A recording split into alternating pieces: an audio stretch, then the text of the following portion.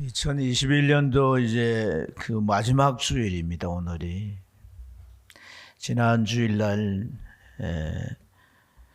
말씀의 내용을 좀 이어서 오늘도 이 결산회라고 하는 주제를 가지고 같이 나누고자 합니다. 예수님은 이제 이 땅에 오셔서 33년의 생애 가운데 마지막 3년 공생애라 그러죠. 이러한 이 공생애가 이제 다 끝나갑니다. 주님은 3년 동안 복음을 전하셨고 또 많은 병자들의 병을 고쳐주시고 또 하나님의 말씀을 그들에게 가르쳐 일깨워 주셨습니다. 그런 일과 함께 예수님은 제자들을 택하셔서 그 제자들을 데리고 다니시면서 3년 동안 그들을 또 교육하고 훈련하셨어요. 예수님께서 이제 순환과 죽음을 당하셔서 인류를 구원하는 복음을 이루시게 되는데 이 복음을 제자들은 온 세상에 전해야 되는 거죠. 막중한 사명을 이제 그들이 앞으로 감당해야 되겠는데, 자, 예수님이 이제 이 세상을 떠날 이 시점에 살아가는 그 제자들 막중한 그러한 이 임무를 맡은 사명을 맡은 이 제자들에게 무슨 말을 이들에게 어떤 당부를 해 주어야 이들이 끝까지 사명감을 가지고 충성되이 잘 감당할 것인가? 주님은 생각을 해보셨어요. 그리고는 오늘 이 달란트 비유로 말씀하셨던 거예요. 이 달란트 비유, 여러분 서로가 어떤 상황을 잘 알고 있고 또 그러한 이 상황이 당연한 어떤 사안이 대두되어 있다면 뻔한 얘기를 하면은 이렇게 느끼는 것이 느끼는 강도가 크지 않잖아요. 그래서 이런 비유들을 사용해 가지고 또 그러한 비유를 통해서 이제 좀 다른 각도에서 그 문제를 볼 때 교육적인 효과가 더 크게 일어날 줄로 생각이 됩니다. 그래서 예수님께서 이제 이 달란트 비유로 말씀하시는데, 이미 읽었습니다마는 줄거리를 살펴보면 한 주인이 새 종에게 자기의 그 소유 달란트를 각각 맡기고 타국으로 갑니다. 한 종에는 5달란트, 한 종에는 2달란트, 한 종에는 1달란트를 맡겨놓고 타국에 갔어요. 오랜 세월이 지나서 이제 주인이 돌아와 가지고 그 종들을 불러서 맡긴 것을 얼마나 남겼는가 하는 결산을 하게 됩니다. 근데 이제 5달란트 남긴 자는 열심히 해가지고 5달란트를 더 남겼고 2달란트 받은 자도 또 역시 2달란트를 더 남겼어. 그렇게 결산하는 주인은 이 종들을 향해서 칭찬을 하죠. 참 착한 종이다. 충성했구나. 내가 더 많은 것을 너희들에게 맡길 것이다. 그리고 내 즐거움에 같이 참여하자. 근데 1달란트를 맡은 자가 이제 결산하는데 자기가 맡은 그 달란트 1달란트를 땅속에 숨겨두었다가 결산 때 그걸 가져가서 주인에게 내놓고는, 주인이여, 당신은 굳은 사람이라 심지 않은 데서 거두고 해치지 않은 데서 모으는 줄 내가 알았으므로 두려워서 당신의 달란트를 땅속에 묻어두었다 가져왔습니다. 보소서 당신의 것입니다. 이 1달란트 받은 종의 결산을 대하는 이 주인이 그를 향해서 이렇게 말합니다. 악하고 게으른 종아, 네가 이럴 줄 알았다면 차라리 은행에 맡겼다가 내가 때가 되어서 원금과 이자를 찾았으면 더 좋았지 않겠느냐.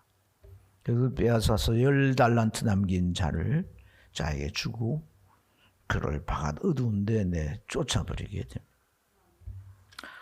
여러분, 예수님은 이 달란트 비유를 말씀해 주심으로 제자들과 나아가서 우리들에게 어떤 교훈을 주시려고, 어떤 우리에게 도전과 메시지를 주시려고 하셨을까요?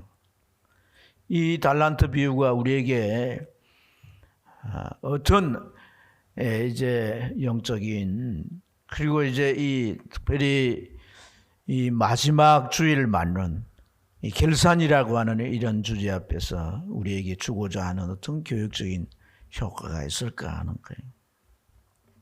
이 비유는 한 서너 가지의 의미를 추려볼 수가 있습니다.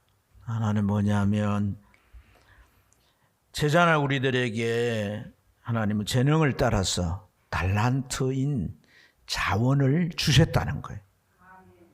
우리 모두에게 하나님은 자원을 주셨어요. 자원이 뭐냐? 우리 몸이 자원이고, 시간이 자원이고, 우리의 주어진 물질이나 우리 자신 모든 이런 것들이 자원인 줄로 믿습니다.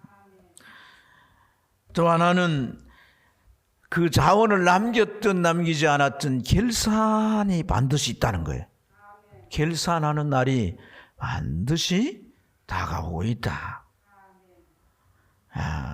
그리고 끝으로 이 달란트, 특별히 한 달란트 받은 이 종을 통해서 우리에게 시사해 주는 교훈이 있다는 거예요. 이 종을 통해서 우리가 이 종처럼 되지 말아야 할 어떤 경계나 경고의 메시지가 이 비유 속에 담겨 있다는 거예요. 여러분, 우리가 세상 사람들과 특별히 세계관에 있어서 다른 점이 있다면 무엇일까요? 어떤 게 다를까요? 세계관, 이 세상을 보는 관점. 이 관점이 세상 사람들과 우리에게 있어서 어떤 것이 다른 점이 있을까요? 인간의 생이 종결되면 그래서 끝이 아니라 반드시 결산이 있다는 겁니다. 여러분, 세상 사람들에게는 이런 개념이 없습니다. 결산에 대한 인식이 없어요.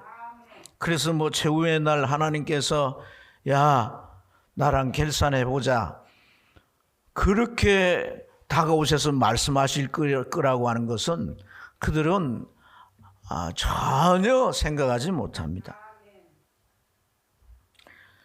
우리 인생을 살아온 거에 대해서 셈해보고 또 그 결과를 평가하는 인식이 없기 때문에 세상 사람들은 오직 세상에서 성공하고 세상에서 잘 되는 것을 위해서 마음을 쏟아서 힘을 다해서 살아갈 뿐이에요. 그러나 성도인 우리들은 반드시 하나님 앞에서 이 결산의 날이 있다는 것을 압니다. 우리 생이 끝나는 날, 세상 역사가 종결되는 날, 우리는 하나님 앞에서 결산할 거예요. 여러분 어떻습니까? 이 결산을 진정 믿으시나요? 나의 마지막 날, 이 결산의 순간이 일어날 것을 여러분들이 진짜 그렇게 여기고 그렇게 알고 또 그것을 생각하면서 사시는가요? 어떻습니까? 바울 사도는 부활에 대한 논증을 고린도전서 15장에서 하면서 19절에 그런 표현을 했습니다. 만일 그리스도 안에 우리가 바라는 것이 다만 이 생뿐이면 우린 모든 사람 가운데서 더욱 불쌍한 자리예요. 부활이 있다는 거예요. 부활. 그 마지막 때 일어날 부활. 영생의 몸을 입는 부활.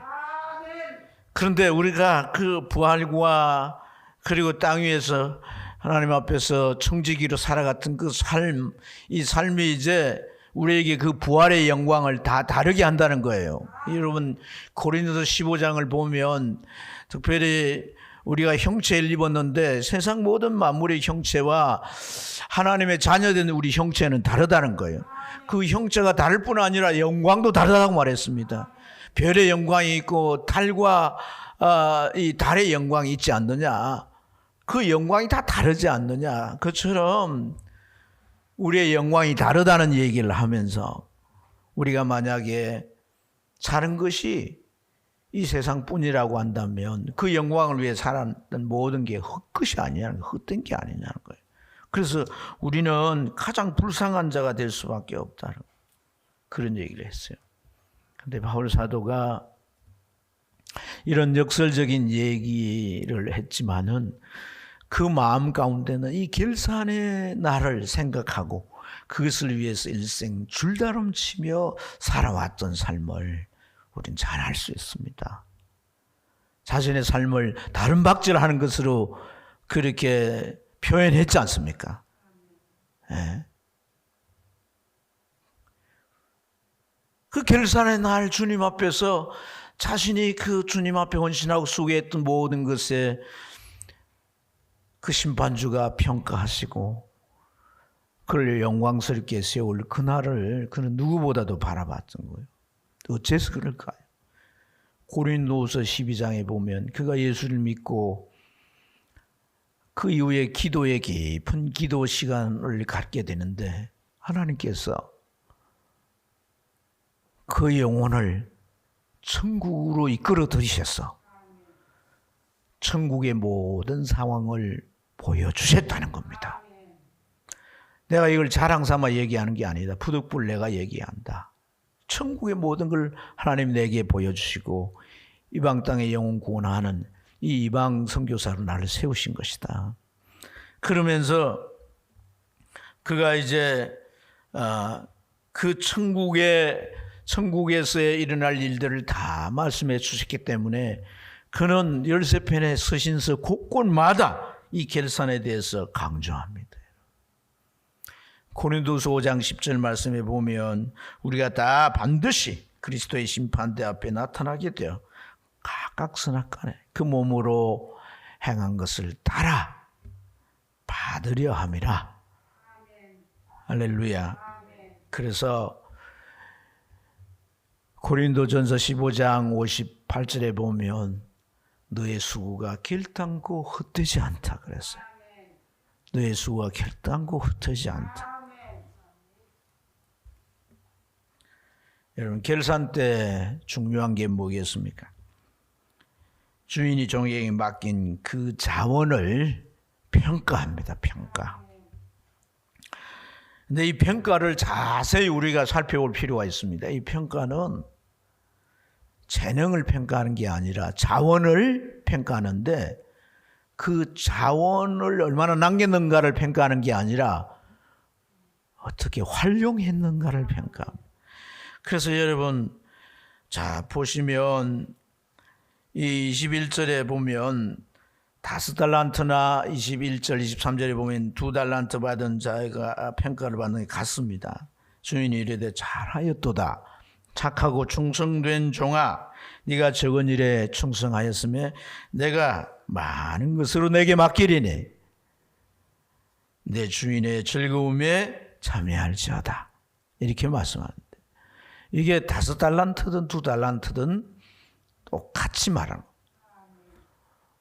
5달란트 남겼다면 2달란트가 2달란트 남긴 것보다 3달란트를 더 많이 남겼잖아요. 그죠? 그러면 그 더 많이 남긴 것에 대해서 따로 더 다른 평가를 해야 되는데 똑같은 평가를 한다.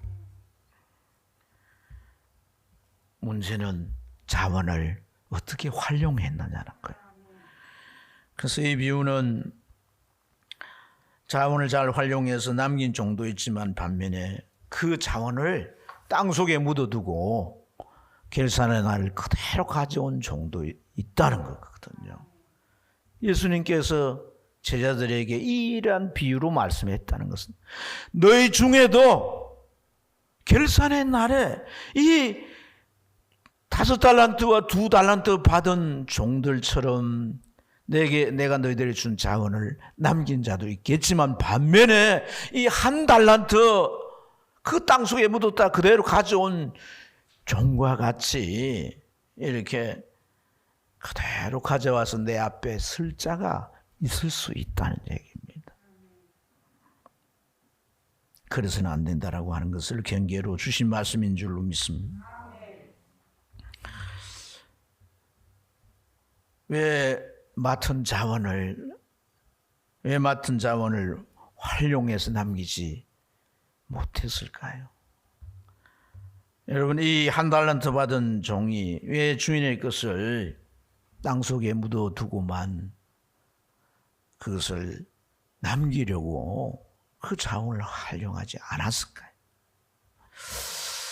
오늘 사실 이 본문의 비유는요, 어디에 포커스가 맞춰지냐면 5달란트나 2달란트 받은 자에게 포커스가 맞춰져 있지 않습니다. 1달란트 받은 자. 그러니까 남긴 양이 문제가 되는 게 아닙니다. 우선 그걸 좀 이해하기 위해서 말씀을 드리면, 당시 그 1세기 커뮤니티는요 좁습니다. 그래서 그 좁은 커뮤니티 안에 주어진 자원이 한계가 있는 거예요. 이건 무슨 말씀이냐 하면, 만약에 어떤 사람이 돈을 많이 벌었다, 소득이 많다 이러면은 어떤 사람은 손해를 보아야 한다는 겁니다. 왜냐하면 자원이 똑같이 주어져 있기 때문에, 한정되어 있기 때문에. 이해가 되십니까? 그래서 오늘 여기 이 비유 속에서는 남긴 양에 맞춰져 있지 않습니다. 이 교훈의 의미가. 믿습니까? 21세기 자본주의 관점으로는 많이 남겨야 될 거 아니겠어요? 이윤을 많이 남긴 사람이 잘한 거죠. 그죠? 높이 평가를 받는 거죠. 그런 기준으로 이 비유가 이해될 수가 없습니다. 그래서 만약에 이윤을 얼마나 남겼느냐는 그 양이 목적이라면, 자 보세요. 5달란트는 5달란트를 남겼잖아요. 2달란트는 또 2달란트를 남겼잖아요. 그러면 자본 외에, 준 자원 외에 주인은 지금 몇 달란트를 더 확보를 한 게 된 거예요. 아니, 그걸 계산을 못하고 계세요. 7달란트를 더 얻게 된 거잖아요. 그죠? 그런데 한 달란트가 그걸 그래도 못 남겼지만은 그 자원은 그대로 가져온 거잖아요. 그죠? 근데 그에게 막 악하고 게으른 종이라고 엄청나게 책망을 하고 화를 내면서 바가 떠오르는데 쫓아버리는 그런 일을 행하겠냐는 거예요. 우리가 교회 공동체 안에 우리가 이제 어떤 결산을 하고 이러는데 결과가 어떻다고, 결과가 많다 작다 그런 걸 가지고 그 사람에 대해서 어떤 좋은 평을 하거나 나쁜 평을 하지 않지 않습니까?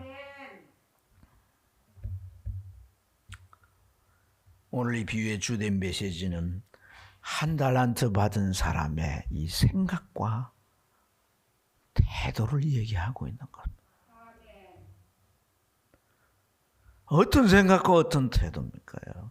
이 1달란트 받은 사람은 주인에 대하여 잘못된 편견을 가지고 있었다는 겁니다.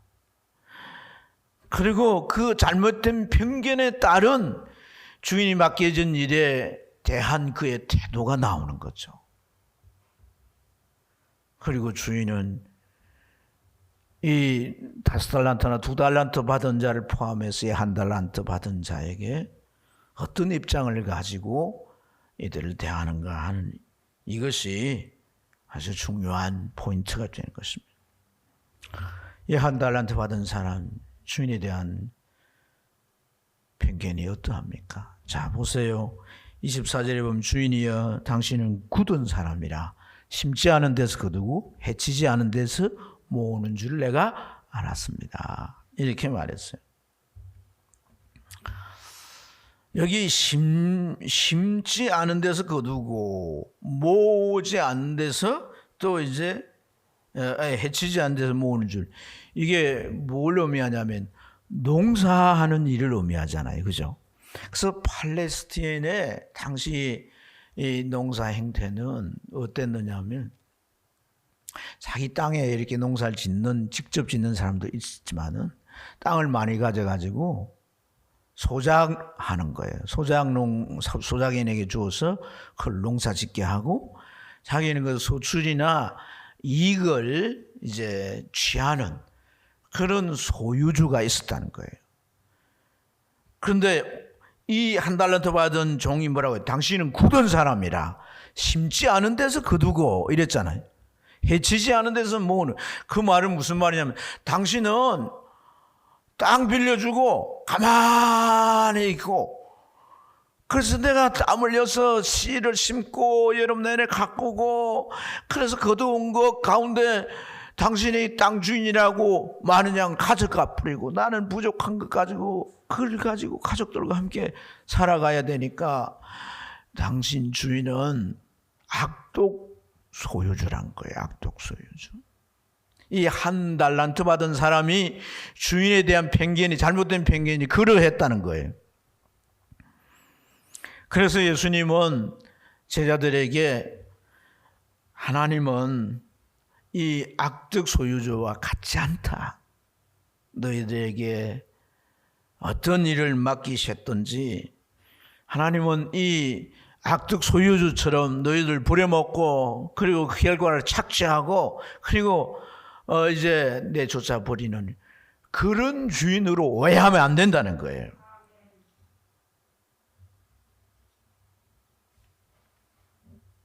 여러분, 우리가 하나님에 대해서 정말 하나님께서 우리에게 맡기신 그 하나님의 뜻, 그 하나님의 마음, 그 하나님의 의도를 잘 이해해야 합니다. 이런 악독 소유주처럼 이용해가지고 그 이윤이나 갈취하기 위한 우리를 그냥 이렇게 써먹고 그냥 자기 원하는 뜻이나 이루시는 그런 하나님으로 우리가 이해하면 안 된다는 것입니다. 우리에게 맡기신 것에 대해서 우리가 감당하려고 할 때 하나님께서 당신의 능력으로 함께 하시고 지혜로 함께 하셔서 그런 일들이 이루어졌지만은 그러나 그 우리의 수고나 우리의 땀이나 그 하는 과정에서 이 눈물 흘린 그 눈물들을 하나님은 하나도 빠짐없이 다 기억하시고 이 결산의 날에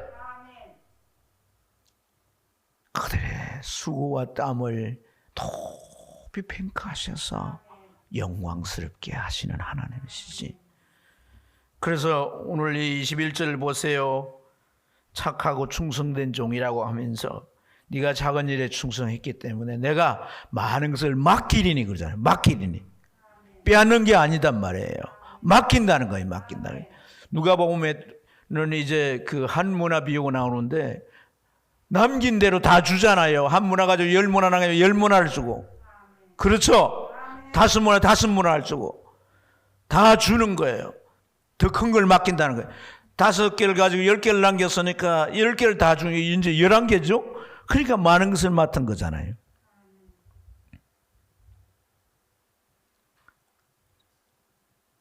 이용해먹고 하나님은 자기 것으로 이렇게 만들어버리는 그런 아주 얄궂은 속셈을 가진 그런 분이 아니란 거예요. 아니다. 아멘. 뿐만 아니라 주인의 즐거움에 이 즐거움이 뭡니까? 이루어진 결실에 대해서 기뻐하는 즐거워하는 그것을 함께 누리는 것이죠. 함께. 할렐루야.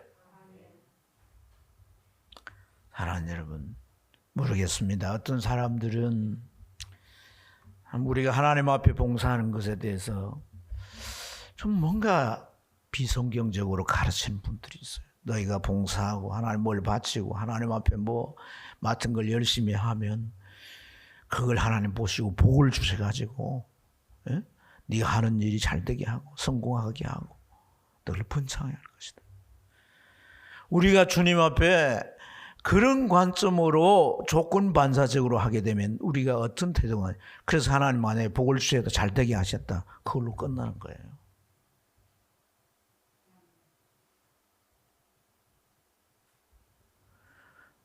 우리는 뭘 받으려고 봉사하는 게 아니라 이 말입니다.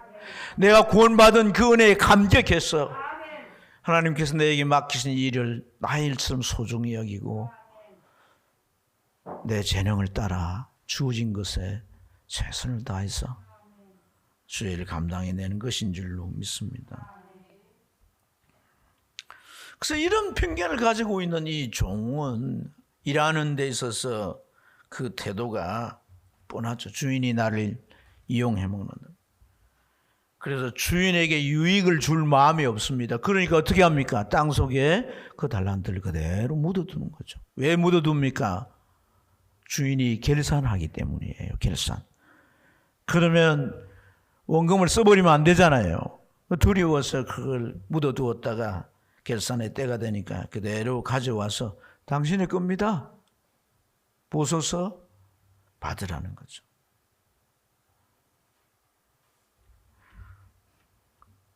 이러한 종에게 주인이 이제 악하다 그리고 게으르다고 책망하는데, 여러분, 이러한 주인의 책망은 무엇을 의미하겠습니까? 이미 말씀드린 대로 5달란트나 2달란트처럼 많은 양을 남긴 것에 대해서 말하지 않습니다. 주어진 달란트를 가지고 남기기 위해서 그 달란트를 활용하지 않았다는 겁니다. 그 활용을 위해서 어떤 시도도 어떤 노력도 하지 않았다는 겁니다.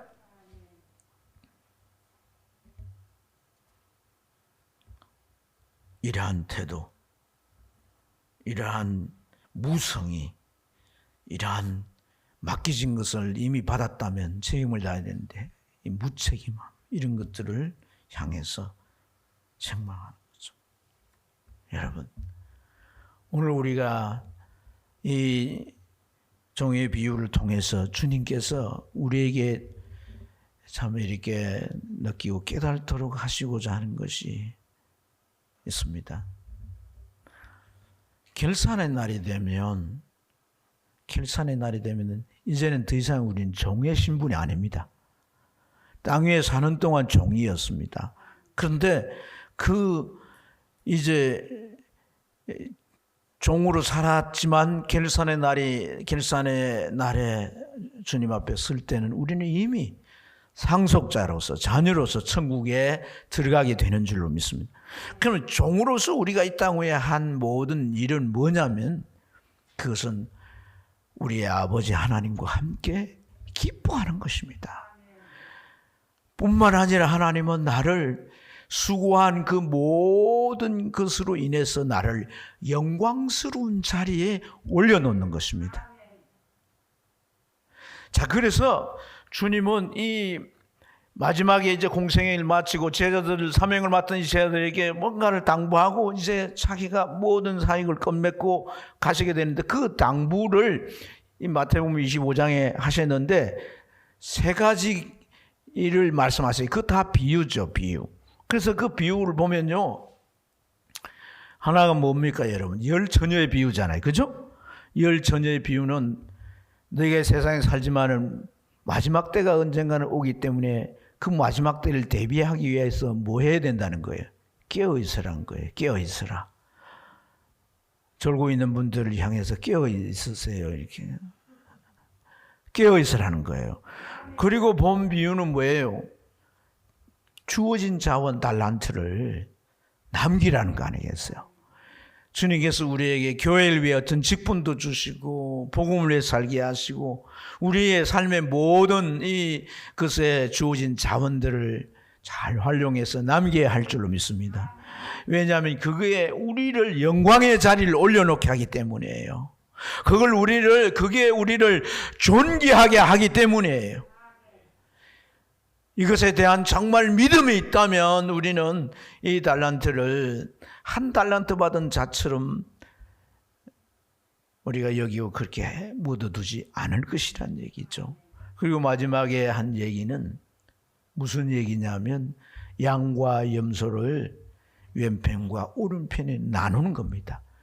이 의미의 중요한 포인트는 편이에요. 편. 여러분, 우리가요, 주님은 이러한 비유를 통해서 우리에게 사실 이 종으로, 땅 위에 종으로 사는 이 신분으로서 살아갈 때 정말 우리가 주님 앞에 주의 일들을 위하여서 봉사하고 헌신하고 하는 이러한 모습들이 마지막 비유인 양과 염소로 나누는 이 비유를 통해 결론적으로 우리에게 그 의미를 부각시켜 주는 것은 종으로서의 삶이 내가 주님 편에 서는 삶이란 거예요.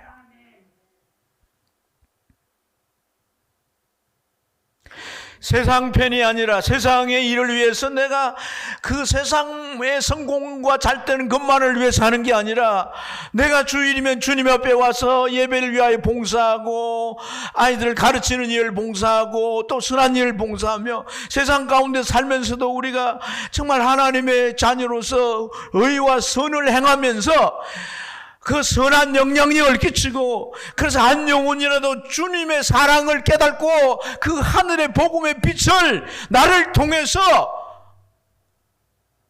그 빛의 비침을 받아서 하나님께로 돌아오도록 하는 그 하나님의 뜻을 이루어 드림으로 우리가 하나님 편에 서는 삶을 종의 신분으로 우리가 살아가는 것이에요.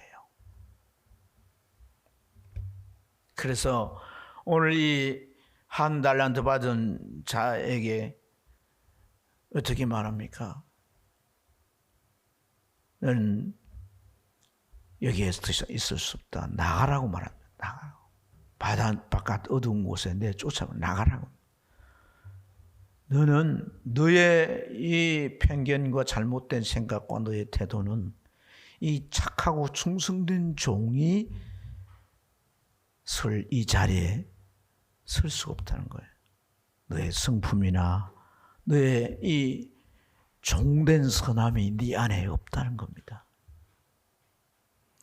그래서 너는 이 자리에 서도 네게 맞지 않다는 거예요. 나가라는 거예요. 나가라. 하나님 여러분, 착하고 충성된 종이라고 하는 이 의미가 참 오늘 우리가 말씀 앞에 깊이 묵상되어야 할 줄로 믿습니다. 천국 가서 면류관 쓰고 상 받기 위해서가 아닙니다. 자기 아들이 희생하여 나를 구원해 주시고 천사도 허무할 직분을 내게 주시고 그걸 감당할 수 있는 능력과 지혜도 주시고 힘겨워할 때 우리를 북돋워 주시고 그걸 이룰 수 있도록 모든 자원을 아끼지 않고 부어주시는, 그래서 우리를 영광스러운 바늘에 세우시는 그 주인, 그 아버지의 마음을 알기에 착한 종이 되는 거예요. 그래서 충성스러운 종이 되는 거예요.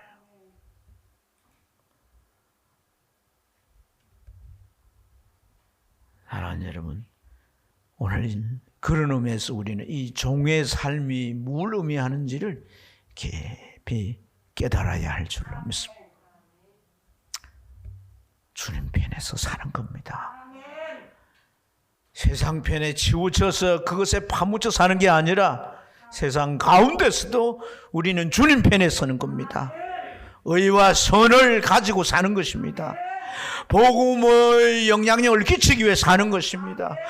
주일이면 교회에 와서 하나님 앞에 예배하고 하나님을 섬기는 일에 내 자신을 들여서 봉사함으로써 하나님의 그 손발이 되어드림으로 이 예배가 하나님께 온전히 올려지고 하늘 문이 열려 그 은혜가 충만함으로써 온 성도들이 그 은총 가운데 힘을 얻고 이 땅 위에 믿음의 삶을 살아가도록 하는데 나 하나 내 그 짧은 시간이 헌신되어지는 것입니다.